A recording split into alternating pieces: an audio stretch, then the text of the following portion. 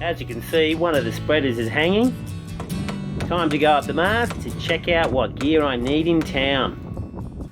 For those very observant fans that have been watching the channel, why have I got my hand in the air?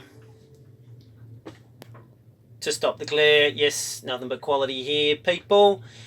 Quick note about checking in to Panama. It's very, very simple. It's a two-step process, especially if you around Linden Bay and Portobello area. We got into Linden Bay, and there's an AMP, that's the Maritime Authority, right at the marina. And you go see him and you get a cruising permit for your boat, which lasts a year, and it costs us $185, but it depends on the size of your boat. Then it's a quick bus trip into town for a couple of bucks to get to Portobello, and immigration is free, and they stamp your passports, and that's it. Simple as that. We have heard from one cruiser that had a bit of grief, who tried to get some bribe out of him with the, I think it was the Porto captain, said, oh, he's got to come out and see the boat, but he doesn't need to. If you just pay 20 bucks, he'll just forget about it. Well, what you do is you say, no, come on, I'll take you out. I got my dinghy ready. And if it's in the middle of the day, he'll say, don't worry about it. And then you won't have to pay the bribe. So that's all I've heard. Apart from that, everyone speaks English and it's sweet. Now, because the boat got flooded, and that's why I'm buggerising around looking at them, because we've got some time to kill, all my paragliding gear got soaked, and all my kite gear is soaked in salt and crap and all sorts of rubbish and mud from the chain. So I'm sort of, they're sort of out of the sun. I don't want them in the sun. They're getting in the sun now, I better hop to it. So I'll dry all that, fix up the boat before Margarita gets here, because she put a lot of work into making the boat homely. So I'll make it as clean as possible, and it'll all be sweet. He's hoping.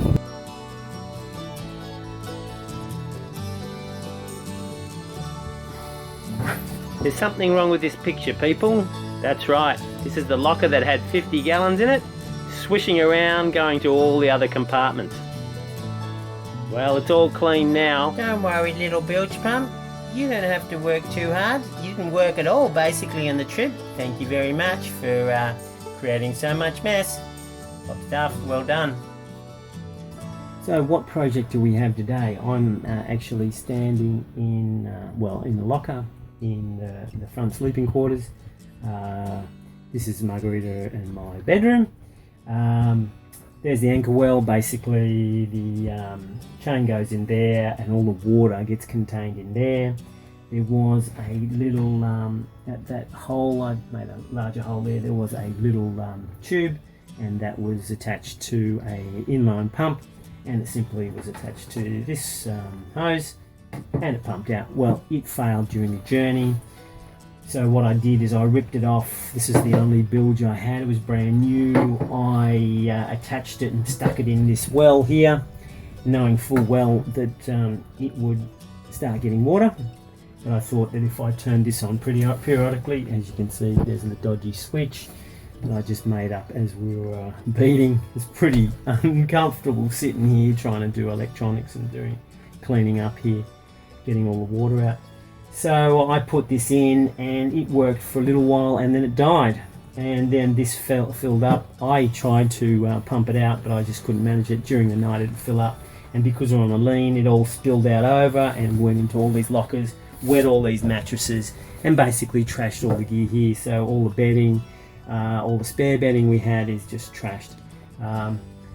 Anyway, so what I'm going to do, so what I've done is I've put hole saws there, 1.5 inches and 1.5 inches down here, and also down here. And what I'm going to do is I've got some PVC pipe, and I'm just going to run it from the anchor well all the way to the bilge, to another bilge, not the proper main bilge, but to the bathroom bilge, which is the best that I can do. I can't run it all the way to the bilge because my water tank goes along the floor the whole way across, so I can't puncture that. So what I'm going to do is I'm just going to make up some epoxy paste with micro balls and massage it in. Well, I'm going to wait till this dries because it's a bit wet, and seal it up, and hopefully then all the water that does come down here, I mean, I'm still going to wrap the winch up, and I'm going to seal the hole. But if there is water coming in, it'll just come through down here and go into the bathroom bilge. Here we got the anchor well. I've just bogged all around the pipe. And it goes through this front locker, also through the locker that I'm sitting on, all the way through to the bathroom. Just for interest's sake, this is a stainless steel U-bolt I removed from the anchor locker. As you can see, it's highly corroded. This is what happens to the amazing stainless steel in a no oxygen environment with the highly aggressive chloride ion, which incidentally is in seawater all over the place.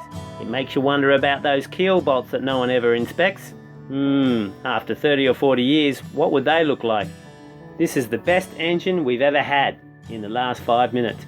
More grief here, although it's hardly the engine's fault. There are two issues here. One is water in the fuel right through to the high pressure pump, and the other is it's overheating within 10 minutes of startup. Let's deal with the watery fuel first, eh? I checked the primary, there's a lot of water in it. In fact, this was full of water. The secondary also was full of water. This is all salt water, not salt water and fuel, just salt water from the bottom of the tank. And it just keeps on coming. And coming. And coming. More than 2 jerry cans of salt water was in the bottom of the fuel tank. There's no fuel in that whatsoever. I opened the bleeder nut at the high pressure pump, and a little bit of water comes out where the secondary fuel filter is. All the other lines have been drained, so now it's time to replace all the filters. I always fill up the fuel at the secondary filter because it just makes the engine start a bit quicker. Here I'm bleeding it up to the secondary filter.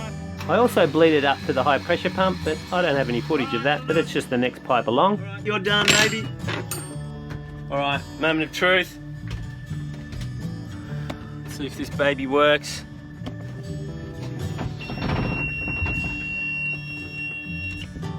Well, that doesn't sound too good.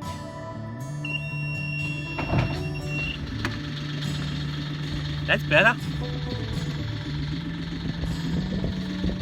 So this is by far the best explanation I could come up with.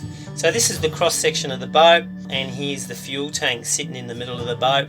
There's a bit of an air gap. There's the breather hose, and there's the fuel cap and the fuel filler tube. So what happened is on this tack, we somehow got a little split in the breather hose right here. And as we were thumping along, this all leaked out into the bilge, and it caused a vacuum in here. And because this fuel filler cap was mostly underwater, when we were thumping along, it sucked in salt water into here, and it continually just pumped fuel out of here and sucked in water here.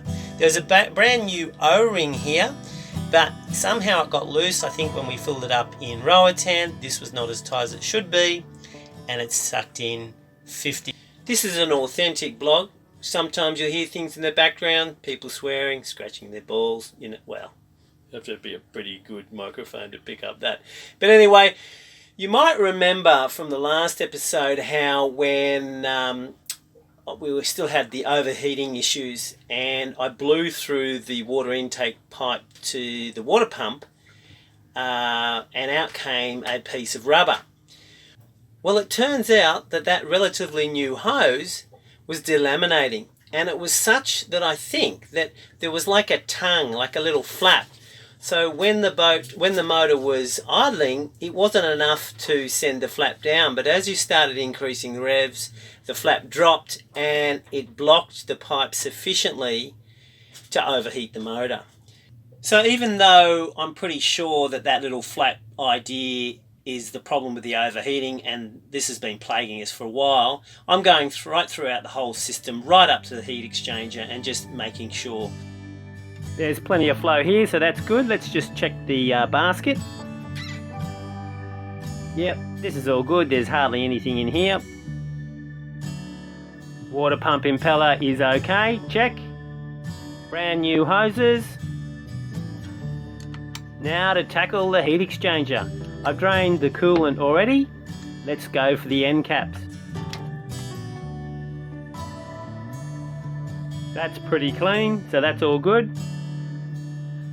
Now I don't know if you remember, I don't know, maybe 5-10 episodes ago when we were in Mexico, I found out that one of the exhaust elbow bolts was snapped, sheared off, and they just left it.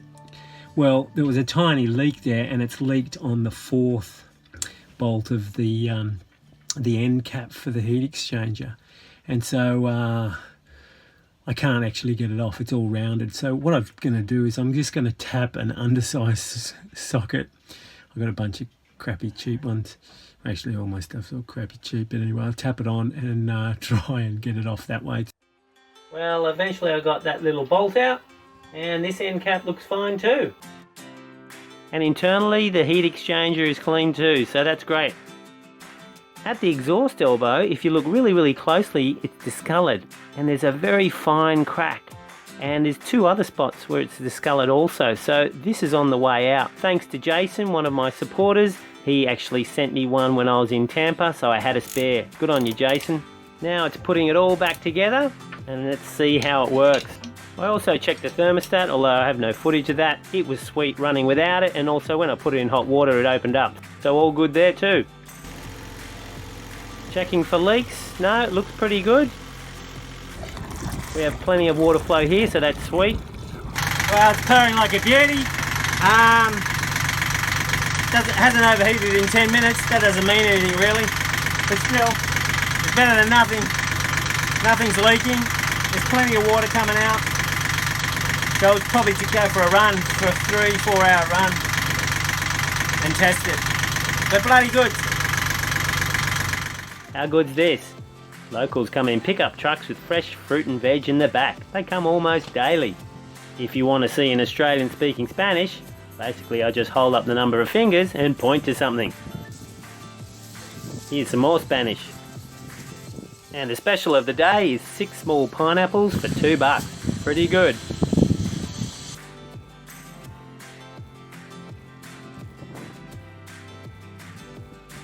Now it's up the mast for 6 hours to replace all the rivets that are not up to the job and tap all the fittings instead. Gee, it was much easier when this mast was lying down. Now it's a real pain in the ass. Gee, it was thirsty work. Good thing I had help.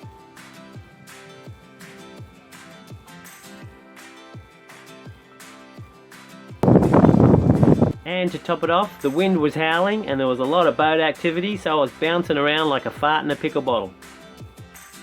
Now from the very top, I dropped my favourite 13mm spanner, and it bounced once and went straight in the drink. Not to worry, I'm going to go dive for it.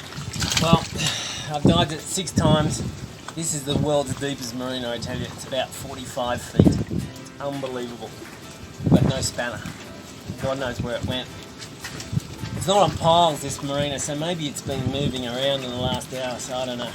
Anyway, bugger. Down a tool.